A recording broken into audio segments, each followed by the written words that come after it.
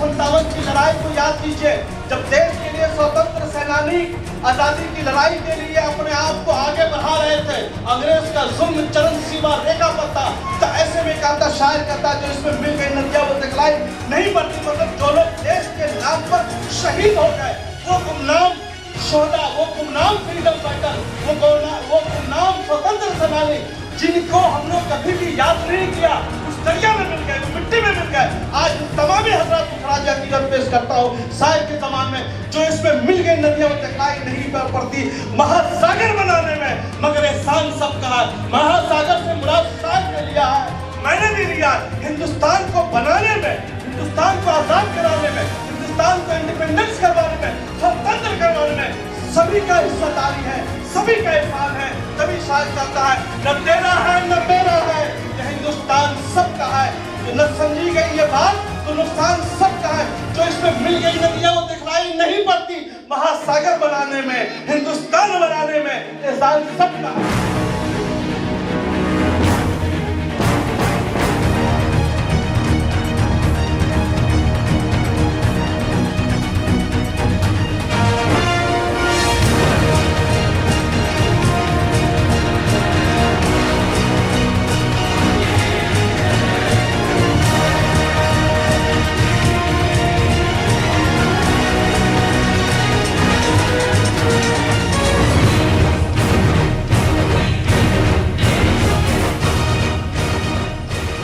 नहमदुहु व नसल्ली अला रसूलिहिल करीम, अम्मा बाद, फ़ौज़ बिल्लाहि मिनश शैतानिर रजीम, बिस्मिल्लाहिर रहमानिर रहीम।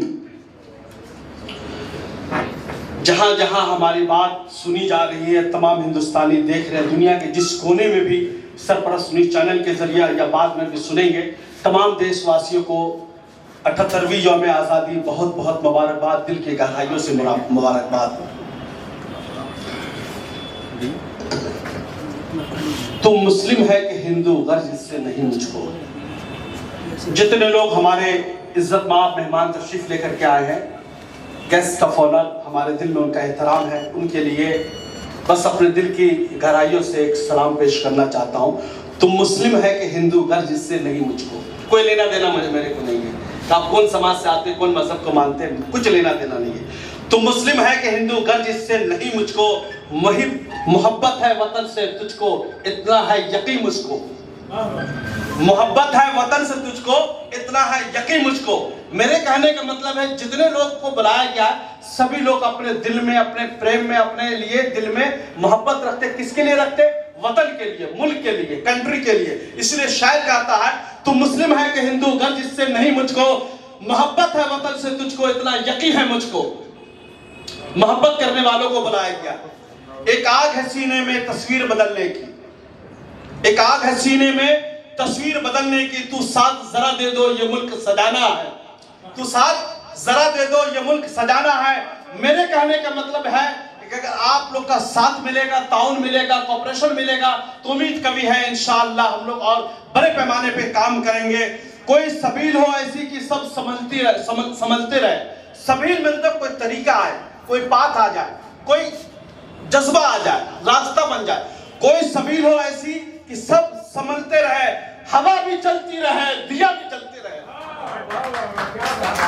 कोई सबील हो ऐसी कि सब समझते रहे, हवा भी चलती रहे, दिया भी जलते रहे। कहने का मतलब है हवा में दिया को जलाना कितना टफ काम है, मगर मैं चाहता हूं हिंदुस्तान हमारा मुल्क ऐसा बन जाए कि चिराग का काम है जलना, हवा का काम है बुझाना, दोनों अपना काम करें और इस तरीके से हम लोग आगे बढ़ते रहे। न तेरा है न मेरा है, यह हिंदुस्तान सबका है। शायर कहता है न तेरा है न मेरा है, यह हिंदुस्तान सबका है। न समझी गई ये बात तो नुकसान सबका है, न समझी गई बात तो नुकसान सबका है।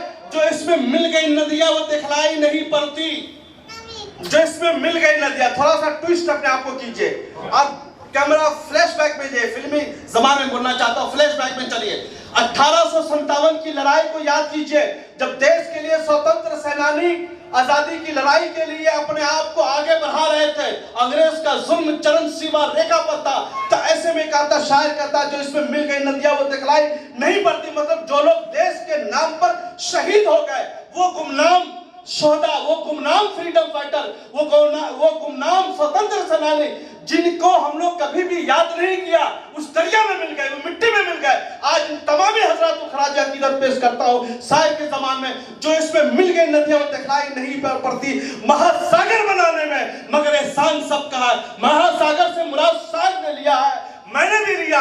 हिंदुस्तान को बनाने में, हिंदुस्तान को आजाद कराने में, हिंदुस्तान को इंडिपेंडेंस करवाने में, स्वतंत्र करवाने में सभी का हिस्सेदारी है, सभी का एहसान है। तभी शायर कहता है न तेरा है न मेरा है, यह हिंदुस्तान सबका है।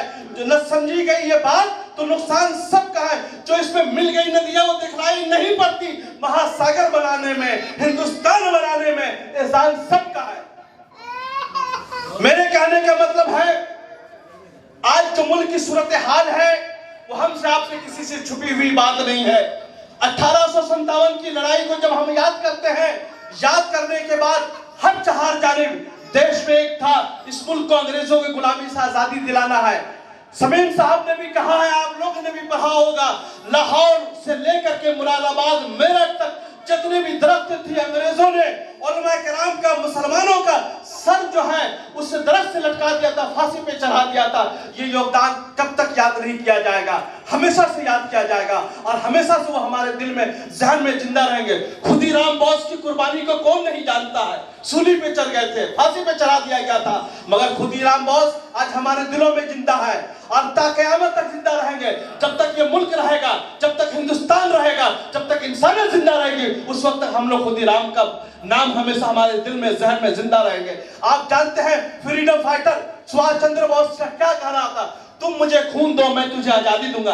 ये नारा तो बहुत आम सा नारा लगता है, मगर ये नारा सुनने के बाद हिंदुस्तानियों के दिल में, जिसमें बलबला पैदा हो जाता था। हिंदुस्तान अंग्रेजों से लड़ने के लिए बेकाबू हुआ करते थे, उसके सामने तोपे हो, कुछ भी हो, मगर सामने में जाकर लड़ते थे। और राम प्रसाद बिस्मिल अपने डायरी में लिखा करते थे, बिस्मिल अजीमाबादी का शेर है, सरफरोशी की तमन्ना हमारे दिल में है। देखना कितना जोरबाज हुए, कातिल में है, मतलब के अंदर कातिल के में जितने भी ताकत हो जाए, हम उससे लड़ने के लिए, उसके लिए तैयार है। वो फाइटर थे, वो मुजाहिदीन थे, देश को आजादी दिलाने के लिए हमेशा से सामने में चट्टान की तरह खड़े रहते थे। ये नहीं देखा करते थे कौन लोग हैं, कितने लोग हैं, किस तरीके से।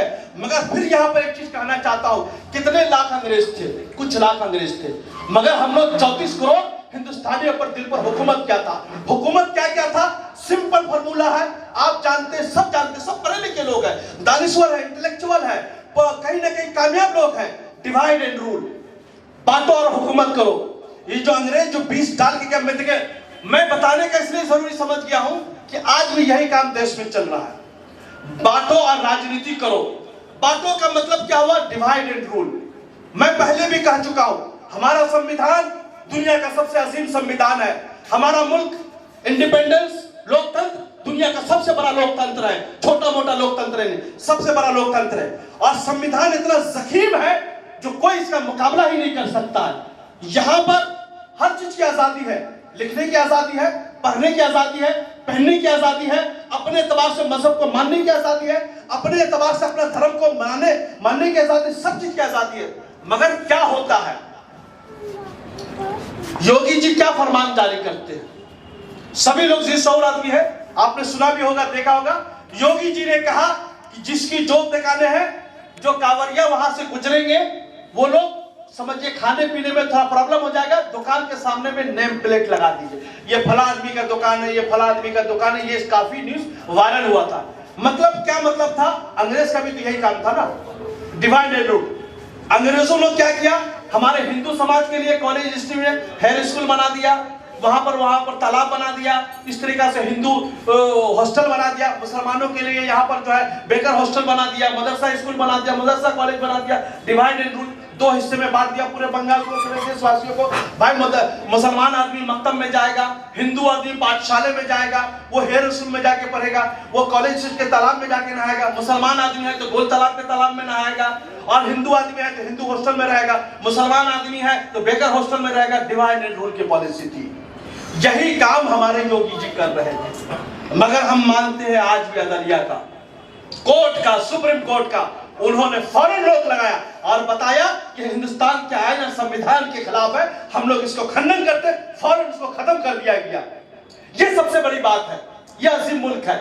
आज भी हमारी अदलिया जिंदा है। जब कहीं से इंसाफ नहीं मिलता है तो अदलिया में जाकर के, मतलब कोर्ट में जाकर के, सुप्रीम कोर्ट में हो या फिर हाई कोर्ट हो या लोअर कोर्ट हो या सिविल कोर्ट हो, अदालत इंसाफ मिलती है। कभी कभी हो जाता है इंसाफ मिलने में ताखीर हो जाती है, डिले हो जाती है, मगर इंसाफ कभी खत्म होने होता है। तो मेरे कहने का बहुत सिंपल मजहब है, बहुत ज्यादा वक्त नहीं लूंगा। आप बहुत ज्यादा सुन चुके हैं आजादी में क्या रोल रहा है, नहीं रोल रहा है, बहुत अच्छी तरीके से जानते हैं, किसी चीज के बताने की जरूरत नहीं है।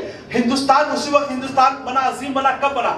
एक तरफ पंडित जवाहरलाल नेहरू रहा करते थे, दूसरी तरफ मौलाना आजाद रहा करते थे, तब हमारा मुल्क जो है अजीम मुल्क बनता। और इन दोनों के दरमियान में गांधी जी हुआ करते थे। गांधी जी मतलब कहने का मतलब है कि जिस तरीका से मुल्क की बुनियादें पड़ी है, जिस तरीके से मुल्क की आजादी की लड़ाई लड़ी है, अगर हम गांधी जी को भी अलग कर देंगे तो मुल्क की जो इतिहास है आजादी की वो इनकम्प्लीट रहेगी। या हम इस इतिहास से पंडित जवाहरलाल नेहरू जी को अलग कर देंगे, वो भी अधूरी रहेगी। उसने सारी जिंदगी जेल के सलाखों के पीछे काटे। मौलाना आजाद को अलग कर देंगे, वो भी होगा। तो मौलाना आजाद ने क्या कहा था आपको पता है ना? अगर आसमान से एक फरिश्ता जमीन पे उतर करके आ जाए और कहे कि मैं 24 घंटा के अंदर में तुम्हें स्वराज दे दूंगा, स्वराज मीन्स आजादी दे दूंगा। आसमान से एक फरिश्ता, फरिश्ता मीन्स एंजल, वो उतर के रहा है 24 घंटा में आजादी दे दूंगा।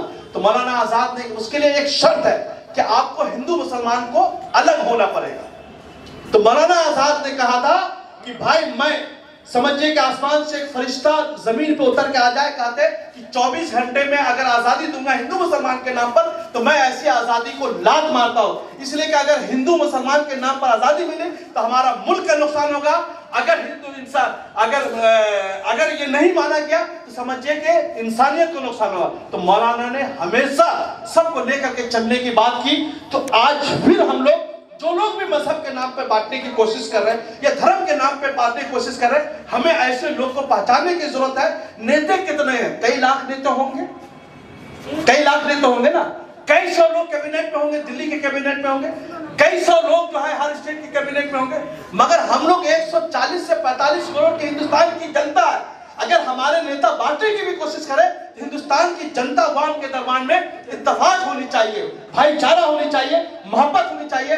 बंटवारा करने वाला नेता का हम लोग बायकाट करना होगा। अगर मजहब के नाम पर अगर कोई राजनीति करता है तो हम लोग इसको खत्म करेंगे। इसलिए कि पता है कि मुल्क उसी वक्त आजाद होगा जब हर आखिरी लोगों तक इस देश का लोग लाभ उठाएंगे, फायदा उठाएंगे आजादी का।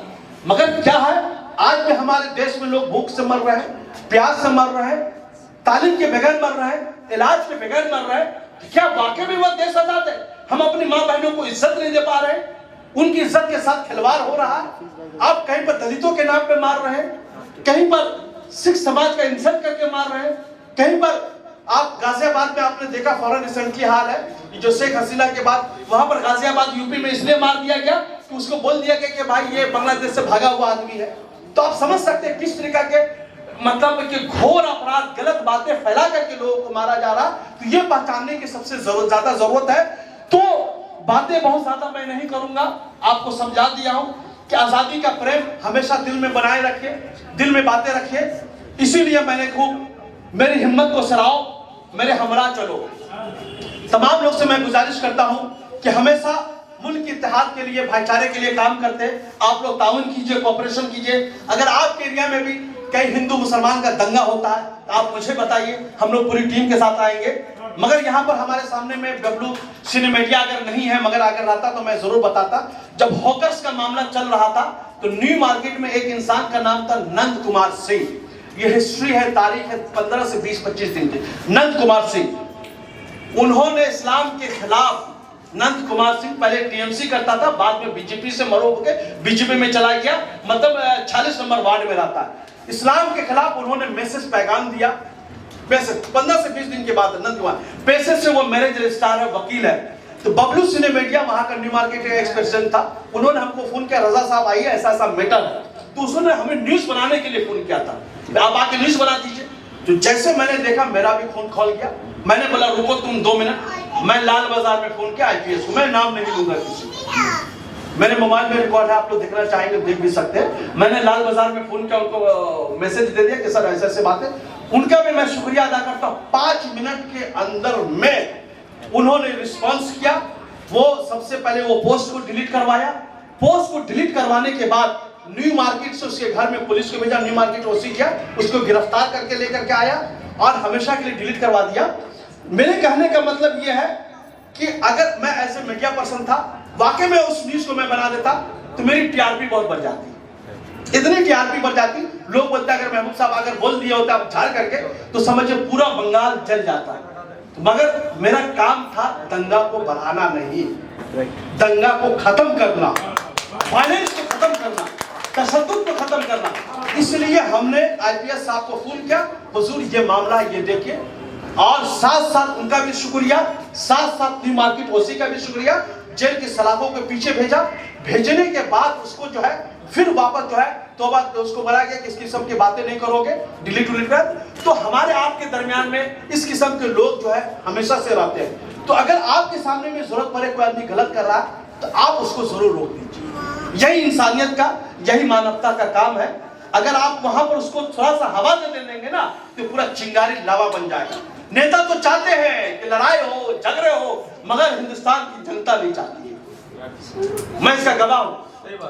हमारे इतने दोस्त नर मुस्लिम है, शर्मा जी, मिश्रा जी, पांडे जी, पूरा झा जी, पूरा मोबाइल में भरा, मुखर्जी जी, चटर्जी जी, बनर्जी जी, पूरे मोबाइल में भरा था, दास जी, राय जी, यादव जी, सब लोग भरे हुए, सिंह जी, सब लोग भरे हुए। किसी से जिंदगी में आज तक कोई झगड़ा नहीं हुआ, सबके साथ उठते बैठते खाते पीते कोई नहीं हुआ। भाई जब आप अच्छे रहेंगे तो सारा समाज अच्छा रहेगा। जब आप खुद खराब होंगे तो कुछ भी अच्छा नहीं होगा। जो लोग नफरत फैलाते हैं वो घर में भी नफरत फैलाएंगे, वो संसद में बैठ के नफरत फैलाएंगे, असेंबली में बैठ के नफरत फैलाएंगे, टीवी में बैठ के नफरत फैलाएंगे। जो लोग मोहब्बत का पैगाम देंगे, 70 जश्न आजादी सरफरोश में आकर के भी मोहब्बत का पैगाम देंगे, जहां जाएंगे मोहब्बत उठाएंगे। मेरा धर्म है मोहब्बत, आपका भी धर्म मोहब्बत। मोहब्बत से बड़ा कोई भी सबक नहीं है। भाई बड़े बड़े दानिश्वर के प्रेम में कितने लफ्ज है? 2.5 अक्षर। 2.5 अक्षर जो प्रेम का पढ़ा वही पंडित हुआ। पोथी पढ़ने से, किताब पढ़ने से कुछ नहीं होगा। अगर टेंशन में रहोगे, नफरत करोगे, हाई ब्लड प्रेशर हो जाएगा, शुगर हो जाएगा, कैंसर हो जाएगा, सारी बीमारी हो जाएगी। अगर मोहब्बत रहेगा, हमेशा हंसते रहो, खेलते रहो, कूदते रहो, देश में यूं ही खुशियां मनाते रहो। यही से अपनी बातें को मैं खत्म करता हूं।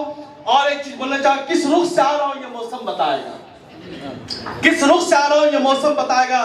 तुम जिसके मुंतजिर हो मैं वो इनकलाब हूं।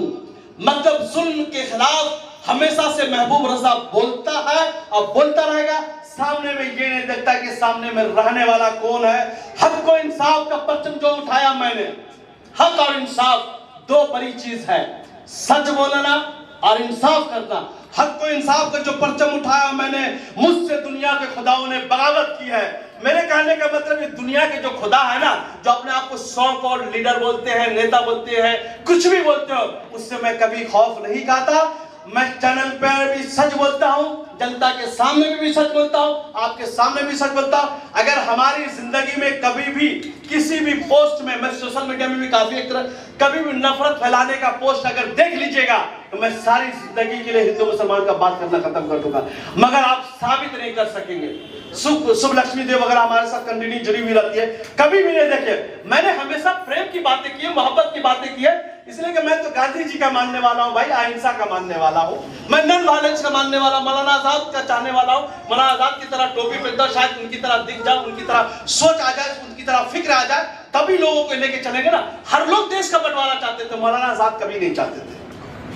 जब 1947 15 अगस्त को देश बंटवारा हो गया था और असेंबली में जो सेनेट हॉल है, जो सेंट्रल हॉल है, मिडनाइट में आजादी के जश्न मनाया जा रहा था, तमाम चेहरे मुस्कुरा रहे थे। मौलाना आजाद खामोश बैठ करके कोना में रो रहे थे। वो बताया था कि बहुत बड़ा नुकसान हो गया। अगर आज देश का बंटवारा डिवीजन नहीं होता हुआ था तो दुनिया का सबसे बड़ा पावरफुल मुल्क हम लोग होते। हम लोग के सामने सारी दुनिया कदम के नीचे होती, कदम के नीचे होते। ये हिंदू मुसलमान का तफरीक जो समझ रहे हैं ना, ये सारी चीजें खत्म हो जाती, कुछ नहीं रहता, सब खत्म हो जाता। मगर हम लोग मौलाना की दूरअंदेशी को नहीं समझ पाए। हम लोग अपने नाम पर, जाति के नाम पर बंटवारा कर दिया। और बंटवारा देश का इतना बड़ा कर्म है कि लाखों ट्रेन जब आती थे तो लाखों लोग उधर से मुर्दा आया करते थे, लाखों लोग इधर से मुर्दा जाया करते थे। मतलब अगर सोच लीजिए बंटवारा का जलन कर्म को, तो आप कई रात तक खाना नहीं खाइएगा। और उसी ट्रेन में माँ बहनों की इज्जत के साथ भी खिलवाड़ होता था। यहाँ से जो ट्रेनें जाया करती थी उनके साथ वहां होता था, वहां की जो ट्रेनें आया करती थी यहाँ होता था। मगर फिर बोलते हैं जिन्होंने अपने बेटे को खोया है, जिन्होंने अपने औलाद को खोया है, हम लोग हमेशा से उनके साथ हैं और रहेंगे। जिन्होंने देश की आजादी में अपना वतन कुर्बानियां पेश की है, हम उनको हमेशा से याद रखेंगे। इसलिए अल्लामा इकबाल ने कहा सारे जहां से अच्छा हिंदुस्तान हमारा, सारे जहां से अच्छा हिंदुस्तान हमारा। दुनिया में कई ममालिक है, 180-85 कंट्री है, मगर शायर कहता सारे जहां से अच्छा हिंदुस्तान हमारा, हम बुलबुल हैं इसके ये गुलशिता हमारा। मतलब ये गुलशिता कब बनेगा? जब हम लोग आपस में भाईचारा हो, मोहब्बत हो, इत्तेफाक हो, इत्तेहाद हो, तभी बनेगा। मजहब नहीं सिखाता आपस में बैर रखना, कोई मजहब नहीं सिखाता आपस में बैर रखना, मतलब दुश्मनी रखना। हिंदी हम वतन है, हिंदुस्तान हमारा। यही से अपनी बातें खत्म करता। बहुत बहुत शुक्रिया तमामी हजरात का। Welcome to K-Mall, a premium project by Kaleen Group. K-Mall is in the heart of Kolkata's electronic, garment and lifestyle hub, Khidirpur. K-Mall, which is designed as a world-class mall, is the outcome of endless effort of our experts, combined with modern superb techniques and new age design. Book now